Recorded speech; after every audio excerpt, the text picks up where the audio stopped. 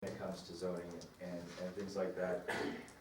As far as the sense of the surprise that the mayor had, that surprises me, because we've been talking about this for about a year.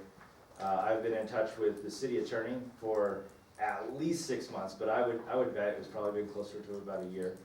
Asking the city attorney if there's any, strong opposition in the city, because we're trying to simplify things, but we're also not trying to create waves. If it's gonna be a big burden for the city, or if it's gonna upset a lot of people in the city, this isn't something we have to do.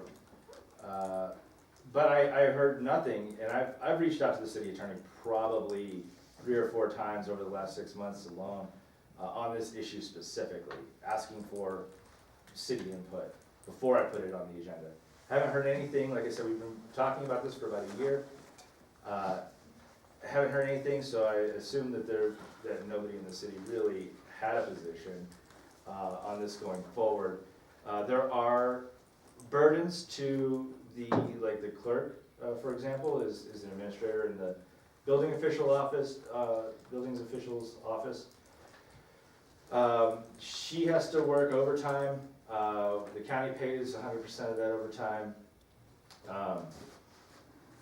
As far as creating the agendas, do the record keeping that Nicole does for this board and her other boards, and it's pretty burdensome. And for me, when I look at government, I'm looking at is there a real benefit to having that extra government? And if I don't see a real benefit, and I really don't know what benefit we're getting out of this compared to just having the county stuff come to the county commission, the city stuff coming to the city council. As far as like the uniform building codes, I mean, that's just completely false. You guys, 3 of you guys were involved in that. The building codes were neglected for decades. The regional planning commission had no hand in spurring us to update our building codes. This is a third party came to me, I came to you guys, and we had several meetings working on revamping our building codes in cooperation with our building official, who was key in that. But they didn't serve a purpose or a real proactive role. It was kind of reactive after we had gotten it started. So again, just going back to what's the purpose of this extra layer of government? Do we need it? It's been 3 years, we've tried it, and just wanted to kind of get the commission's opinion on whether we want this extra layer or not. It was repealed before. I was part of this board back when I first came on the county commission, and there was an RPC, and it was repealed back then. So I was actually kind of surprised when, after my appointment, to find that there was another RPC. So, and it's still some of the same stuff. So I'm totally comfortable with this. Any other input? Yeah, I think that the way it was brought, at least for me personally, we nominated a new member to the RPC on Wednesday, and on Friday I read this, now we're dissolving it. I didn't care for that one single bit. But I'm not opposed to being one. I think that we should, rather than just bring it right up here, because this is how it kind of happened, at least as far as I'm concerned, that we should allow, this is reading one, so we should allow some input on what we're doing instead of jump the gun and say, we're doing this or doing that. Am I opposed to one? No, I didn't say that. But the way it come about, yeah, I am. I'm irritated about it. But to nominate somebody on Wednesday and then read on Friday afternoon that we're doing away with it, kind of got under my skin, more than a little. So I guess if I'm voicing my opinion, that's the way it is. I understand that, and if I could just respond to that briefly. This is not aimed at any specific person. This is something that we've been talking about internally in the county for a while, about whether this is a worthwhile project. And quite frankly, Mr. Chachis has called for the dissolution of this well, since it came about. Is it? No, that's not true. I said start putting people on there that are qualified. Okay. Not Well, I have maybe opinion. Maybe I You did. misunderstood. I think you misunderstood. But It isn't personal. that being said, this is not aimed at any specific person. This is just, every now and then, we gotta look at our government and see if we have, we're a small community with a lot of boards, and we have a lot of, trouble getting people on those boards, a lot of the time. And is there ways that we can cut back, become more nimble and efficient? And that was just something that, like I said, we'd been talking about for a while, and I decided to put it on the agenda to just consider, which direction we wanna go in the future. For the sake of time, Yeah. this is a first reading. Right. What our ordinance process allows is now a second reading in another month or so. Public hearing. So, and with a public hearing, so that we can get the input from the public, that can help us to make a decision whether or not this is a good idea or this is a bad idea. So I say we've had our first reading, we move along, we follow our ordinance process, and that'll allow us to have the discussion that needs to be had when it comes on the agenda. And this board had a duty to appoint someone to that board. Yeah. Nothing's happening. This may not pass, it may not, and you have 2 months, even if they are gonna pass it, before it becomes effective. Right, So you had a duty to put someone on that board regardless. yeah, It this is was- just an It would have unfortunate been proper time. for me to, I knew it was coming, to say last week, don't appoint anyone to this board, because there's something coming next week that we're gonna discuss. I mean, we had to put someone on the board. Yeah, until official action is taken, the board has to do business as usual. Anything else? All right, move on to, item 3 on here. First reading, discussion only regarding proposed ordinance 533. Bill number 01.11.2023C to amend, section 2 of ordinance 37 as codified in White Pine County Code, Title 8, Chapter 8.08, Section 8.08.020 in order to regulate animals at large in Cherry Creek. James Beecher, White Pine County District Attorney. Okay, so this ordinance is already in place in respect to Baker, East Ely, Lund, McGill, Preston, and Ruth. The only community that's not in there is Cherry Creek. I know Sheriff Henroyd has been getting complaints about animals at large in Cherry Creek damaging vehicles. So this only amends this ordinance just to include Cherry Creek, essentially. Sounds good. The animals, Well, this is not a, This not a is public not a hearing. public hearing, that's. But the public hearing will be scheduled and the public will be allowed to comment. Yeah. All right, discussion from the board? Everybody comfortable here? All right, we've had our first reading, and let's take a 5-minute recess.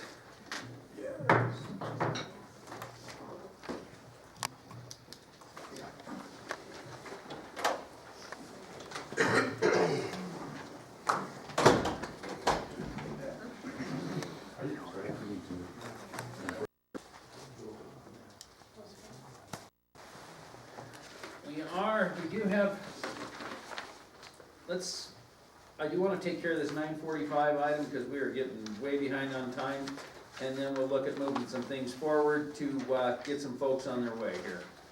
So let's get our last timed item, 9:45, item D, natural resources discussion, information only regarding the proposed Spring Valley National Monument. Jeremy Drew, RCI. Jeremy, on with us? Chairman, I am. Good morning. Can you Good. hear me? We can hear you, good morning. Morning. Chairman, this was requested by one of your members to give an update as to where we were in reviewing and developing a comment letter on the proposed national monument. Just to give you and the new members some background on this, if you'll recall, in June, a request was made by a gentleman by the name of Monty Sanford, who was representing the interests of the Confederated Tribes of the Goshute, the Ely Shoshone Tribe, and the Duckwater Shoshone Tribe. And what he was looking for simply was a letter of support for a national monument in Spring Valley.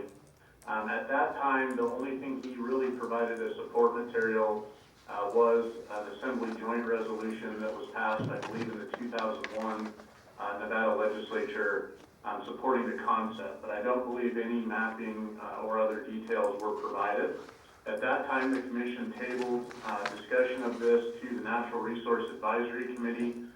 which, as you'll recall, was in the process of being reconnoitered after dissolving the Water Resource Advisory Committee and the Public Land Users Advisory Committee. So it wasn't until September that that committee was able to take up reviewing the proposal. At that time, Mr. Sanford provided a one-page information sheet, as it was called, that kind of laid out what they were looking at more specifically on the national monument, and then a general map that showed kind of some general landmarks, but not a ton of detail. And essentially what they reported to the committee at that time is that they were looking for a monument that would be managed by the National Park Service, that would be about 25,000 acres.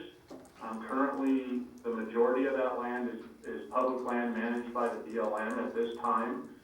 There are some areas within the proposed boundary that are private lands owned by Southern Nevada Water Authority, and some adjacent lands that are owned by the LDS Church. And so he presented that information. He also indicated that they had no interest in foregoing or foreclosing existing valid rights. And then we kind of had a discussion from the committee as to their thoughts and concerns. Generally, the committee, I think, supports the concept of protecting some of those cultural resources, but concerns were raised as regards to access of public lands, switching from BLM management to the National Park Service, what impact that might have on the existing or future phases of the wind farm, what impact that might have on grazing or mineral claims, things of that nature. Just to give you a general sense of the geography of this, if you've been in Spring Valley, and I assume most of you have, probably much more than me, essentially the northwest corner of the proposed monument would be the Cleveland Ranch, and it would stretch all the way down and across Highway 50 or 6 to about Osceola. So it is a pretty substantial amount of land. It does cross, as I mentioned, the highway, an energy planning corridor, an existing transmission line, the proposed route for the Trans-West Express line. It does include a portion of the project area for Spring Valley Wind, and it also overlaps portions of, I believe, 4 grazing allotments. So what I did at the direction of the committee is developed a draft letter that didn't take a position one way or the other, but expressed some of the concerns and the need for additional detail. The committee felt in October that I was on the right track, asked for some updates, and also asked for some more specific mapping, which we were able to develop based on shape files that were provided by Mr. Sanford in November. And then he was going to try and come back in November and provide some updates to the committee in terms of tribal feedback on the issues and concerns raised by the committee. He was not available to come back in November, and the committee did not meet in December. So where we stand at this point is it is on the committee agenda for the 17th. The draft letter that we've prepared to this point, as well as some more detailed maps showing the proposed monument and existing land uses, are all now posted as support material for that meeting. I plan to be in Ely for the meeting to go over that. And then I would anticipate that the committee will be presenting a recommended comment letter to this board at your meeting on the 24th. I know we have several of the committee members on the call, I believe, and I'm sure they're interested in hearing any initial feedback from the commission. But that's where things stand at this point, Chair, and I'm happy to provide as much support material as you all would like for your meeting on the 24th. I'd be happy at this point to answer any questions or take any feedback. Thank you, Jeremy. Do we have any questions or comments? Hank? This is a tough one for me. First of all, what's this county? 97% federally owned? If they want 25,000 acres, why not the BLM give up 50,000 acres back to the county or to private land? We are being swallowed by government. My understanding is, as of right now, Nevada Department of Wildlife has purchased a whole bunch of properties up on the Success Loop private property. So it goes out. The 3C Ranch used to have a heck of an elk herd that used to come in there on those alfalfa fields. They even put up a kiosk. Well, now they need to put some plastic elk out in front of that kiosk so somebody can see an elk. Turning everything over to the government, it's already there. I cowboyed down there from 1985 till Reed Robinson sold out in 2001. I know what those swamp cedars look like, and I know part of the problem. Part of the problem is those swamp cedars have to have a high water table. That'll put a big hole in Southern Nevada Water Authority. And that's partly the idea. Now, I realize the cultural heritage of what happened in those swamp cedars, but I don't think that it should entail any 25,000 acres. And if it's gonna be open to the public, put up a sign.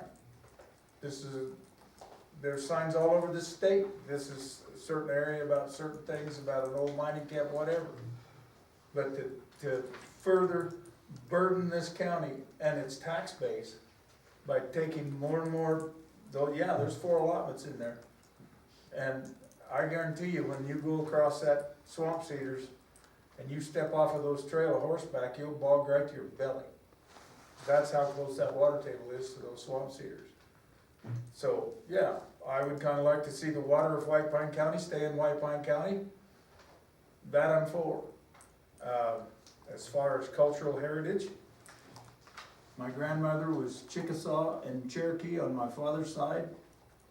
On my mother's side, her grandfather was a tribal officer for the Seminoles. So I have that heritage to deal with, but I'm looking out for our county, and our county is not going to prosper by taking and putting more restrictions than we already have on private land. They said that when they put in the park area. Oh, don't you worry, you guys will always be able to run your cattle up here. So this is I hate to interrupt, but this is a discussion information only on. Okay, that's Jeremy. my opinion. Yes, I appreciate it. Thanks. Anybody else have anything to bring? Going along with Hank, I agree with that, and the BLM has offered, through some different sources, a kiosk type thing like he's talking about, someplace that won't allow 23,000 acres of land taken away from the citizens of White Pine County and being utilized as whatever recreation mining. But they have an idea, and there's probably a negotiation type of thing to where we can, the BLM and the county can put up a kiosk somewhere that this is a tribute to whatever, the tribal, we don't want to step on anything, but we really have to protect our citizens and our land and our water and everything. So by giving 23,000 acres, that's a lot of land. And they describe how it would block in different areas. I don't think we can do that. So Jeremy and his crew are working on that. I'm the one that called Jeremy right after Christmas.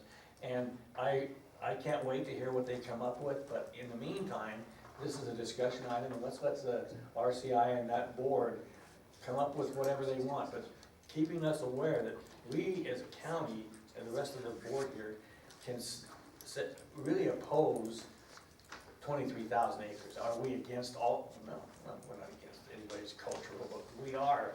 23,000 acres and the way it's blocked off is way too much. Yeah. The only thing that I would add to all of this is what is scary is through the Antiquities Act, they can go ahead and the president can approve this. But hopefully, we will maybe be able to get some of our congressional people and have our voices heard. I see that a representative from Mark Amade's office is on Zoom, so hopefully that they're listening to our concerns even right now.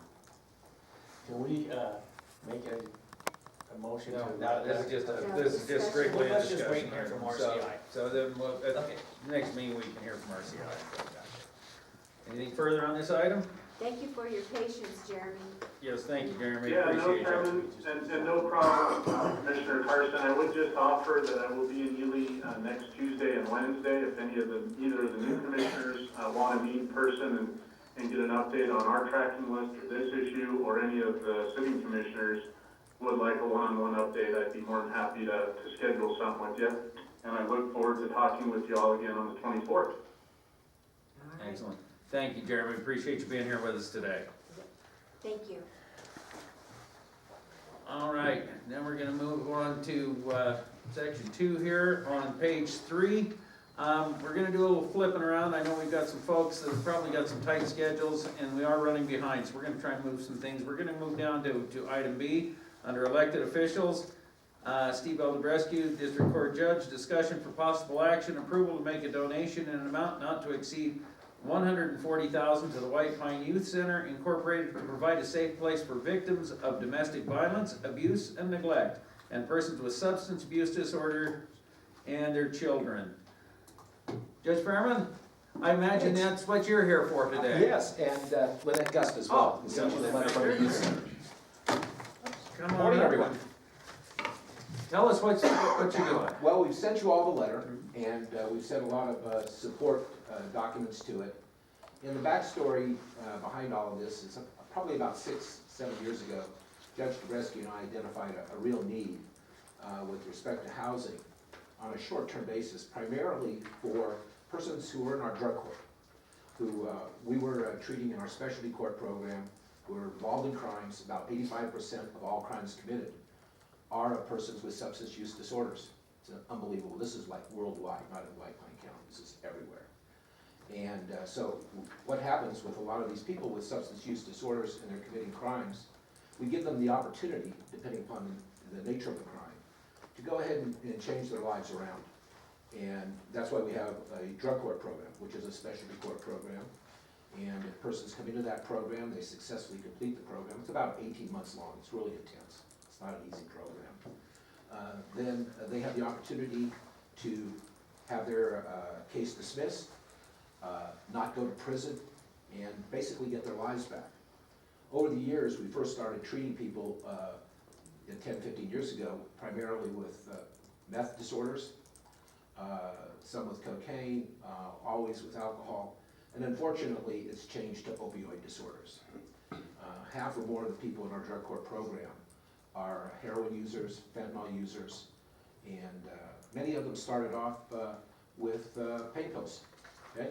With opioid pills, and they just gravitated to heroin. Really tough disorder. And most of these people, when they come to our courts, have basically been abandoned by almost everyone they know, except their user friends. And their families have, disowned them. They didn't want to, but they just, pushed them, families away, their clean and sober friends away, and they have no place to go. And many of them have no place to live. They're couch surfing. Their only residents are persons who they're associating with, who provide them drugs. And so if they're coming to the drug court program, one of the first things that we have to do is to get them stabilized in safe housing, among other things. We need to get them away from the people that they have surrounded themselves to. And many times that's difficult because they don't have any place to go. And so Judge Dubresky and I started thinking about, let's try to provide some temporary housing for these folks. It could only be a week, 2 weeks, because part of our drug court program is that you need to go out and get a job. We're gonna find you other housing. This is not a permanent location for you, but we need to separate you from everyone that you've been involved with, even in a small community. And it's taken some time to get it together, and we finally embarked on at least locating some housing that would be suitable for this. And the White Pine Youth Center, which currently owns the property, and that's the property west of Broadbent Park. It's where our current drug court treatment building is located. That White Pine Youth Center property to the west of our current building would be a suitable location for that, and the center agreed to go ahead and allow that portion of the property to be used for some safe housing. We've explored the various types of housing. We've looked finally with International Housing Partners. They gave us a quote for a couple of units, 145,500 delivered. We've contacted several local contractors. We're estimating our work for plumbing and heating, for the electrical, as well as for the site work, to run us in the neighborhood of 25, I'm just good in my head, approximately 50,000 for all of that. We've had quotes from O'Flaherty, from Gus, and then I've also talked with JCR with respect to that work. Yeah, the dirt. Yeah, for the dirt work, for the site prep. And we have 2 tiny homes that we bring in. They're Spartan. They have a bedroom. They have a sort of an open area for a little kitchenette, for a living space. We're not having any appliances in there other than a microwave. There are shower tub combinations because many of these people may have children. But that's basically it. A small refrigerator, not a large refrigerator, there's no stove. And it's our hope to get them in there. It could be 3 or 4 days, it could be maybe a week or so. And then to get them into other housing, help them get employment, get them into our substance use disorder treatment program, counseling, drug testing, all of that goes into our program. So once we had this project in mind, we talked to others in the community, thus those support letters. Victim witness, Maxine, Lance, Faye Cavender from the Division of Child and Family Services, whether or not, they would have use for this, and they said most definitely. And so thus those support letters. And we've also seen an additional possible use to have this be temporary housing for victims of human trafficking. Homeland Security uses the facility in Elko, and we anticipate that moving victims to safety, whether they're child victims or adult victims to safety, they would use it, they would be accompanied by either a male or female chaperone to use that briefly for a stay or 2-day stay, so we can get those persons safe. And the homes will fit on the property. We've been working with BJ Holmberg as far as the location of the homes, the site work. And that's all I can tell you about it. The one question I have is this addresses the getting them there, getting them on site, getting them set up, long-term maintenance and upkeep. Yeah, Where well, does we that- sort of, I think Lynette's letter addressed that, Right. is that the proposal is that the youth center would lease those 2 homes to the county, just as it has the drug court building. And that the county would do, the maintenance in the future. We don't think that that's been too big of a burden to the county to do the maintenance for the current drug court building that's been there for many years. And so our proposal would be to lease that for $1 a year as we have the current drug court building. And for the county to do that as well. The city has donated some of the land. They were encroaching on part of our property there. And so they had valid title to it. How a sliver of the city's property got into it, we didn't care, it was there. And so they've gone ahead and donated that land to the youth center so it could be completed. But that's how we would handle that change, just as we have in the past. For anybody that's occupying that, whether it's a person in the drug court treatment program or a family, then we would have the cleaning supplies and they'd be responsible for cleaning it. We're gonna provide you the housing, and if they don't, we'd have to do it. But other than that, we would have those supplies on site, and that would be part of their responsibility, is to leave it as they found it, as soon as we were able to move them out of the location. Judge, can I ask a Yeah. question? Is this whole thing contingent upon the county accepting the donation back? Because I can see, from a management perspective, the county may not have a problem doing the donation, getting you guys up and running, but they may not want to inherit the residences and be responsible for them. I would say it's probably not contingent on it, but that's what our preference would be. They're new, they're going to be in good shape. We anticipate, the maintenance to be minimal. We have, and this is what we're doing right now, with respect to just routine maintenance of the grounds, we have many persons who are in our drug court program do that as part of their community service work. So as far as the exterior, at least, in maintaining the grounds, we always have some need for that by virtue of community service, because folks in drug court either have to do 32 hours of community service a week or work 32 hours a week, or a combination thereof. We've been able to, adequately keep the surrounding areas. But if you're looking at the building itself, Mike, that would be something that, as the county is currently doing on the drug court building, that we would ask that they continue to do. But the project isn't necessarily contingent on that, but we would like to see that happen. We don't think it's a big burden.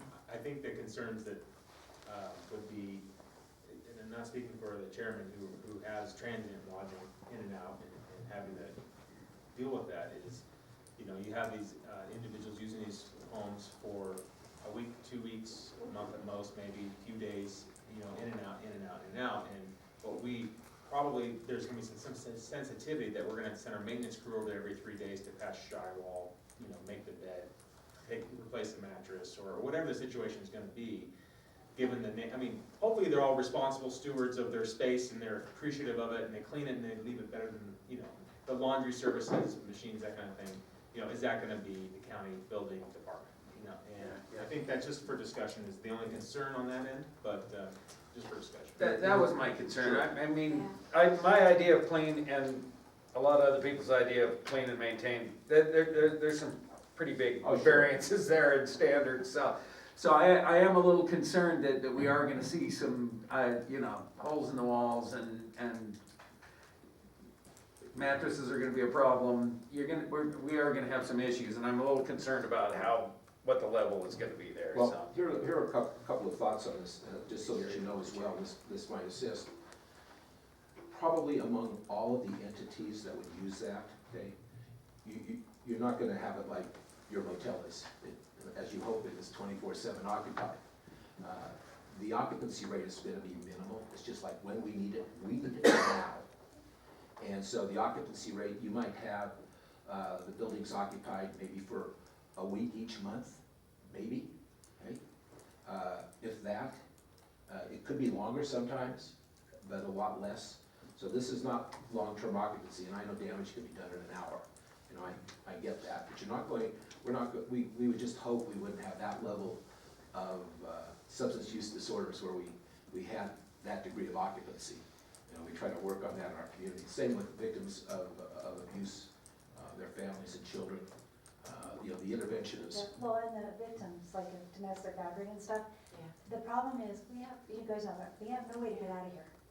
If you have an emergency, there is no transportation out of this town, unless you find a friend or somebody that will take you. Alcohol will come and get those victims, but it takes a day, sometimes 2 days, to organize that, and that's, I mean, they'd be there like 2 days. and here's a thought on the money issue, just to address that concern if it was. We understand that the county is a part of the settlement with the opioid settlement money. And because this, you know, is a drug court treatment project, and we are treating persons with opioid use disorders, and yet most of those are in our drug court program now. And it looks like that there's settlement money that's going to be out there for a number of years. You know, with that overhead cost, maybe a source for that maintenance could possibly be those funds.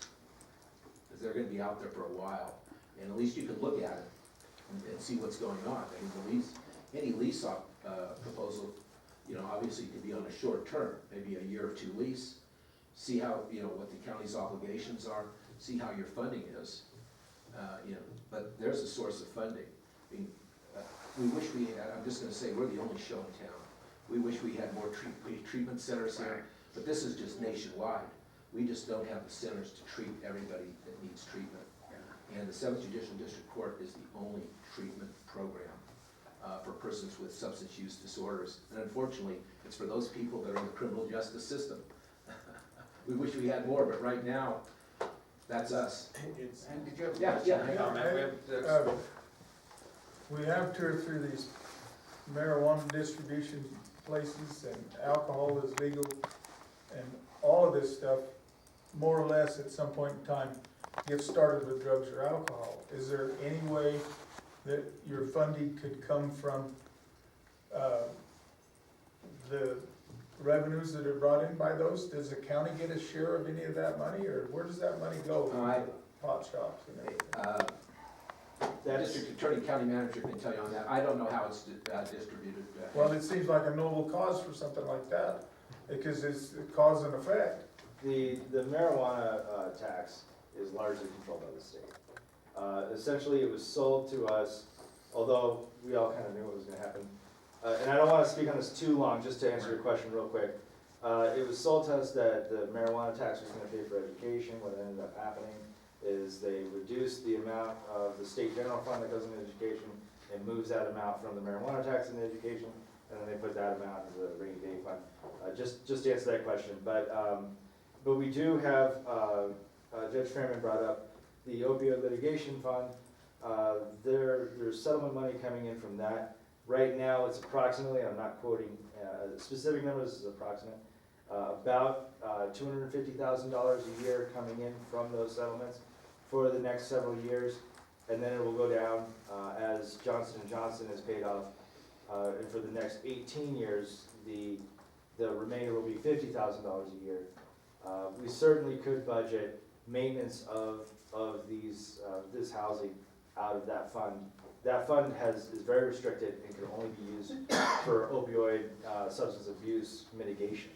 And I do believe that maintenance of properties in order to allow for living and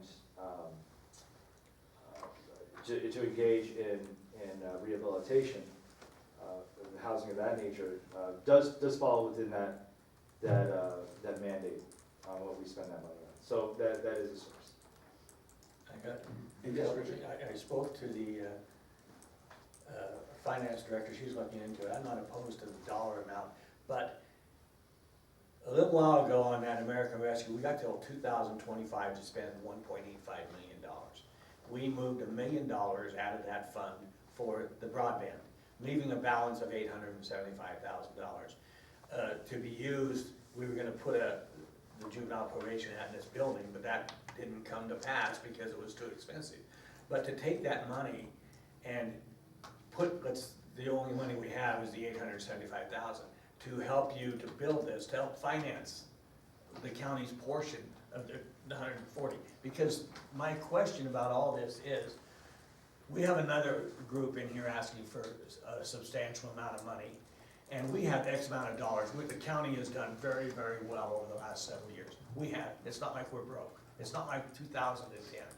But if we can get help in giving you some of this money for that can be funded, maybe all of it, through the American Rescue Plan, of that balance we have, that takes away from other things that we have to do. So yours would qualify under that, I would think. But Kathy's gonna look into that. I brought it up this morning. Can we utilize that, out of that $875,000 balance that we have, can we use that to fund this? And then it opens the door, because we have several entities that need money. Now, your $140,000 may qualify under that American Rescue Plan out of our $875,000 balance to fund this, which opens the door for us to fund other things. Do you follow me? Yes and no. Let me talk to you about the funds. I'm not familiar with the American Rescue Plan funds, but I think that's different than the opioid settlement. Am I correct? Right, it's two Yeah. separate pots of See, money, but. Right. Why, I'm just throwing this back at you.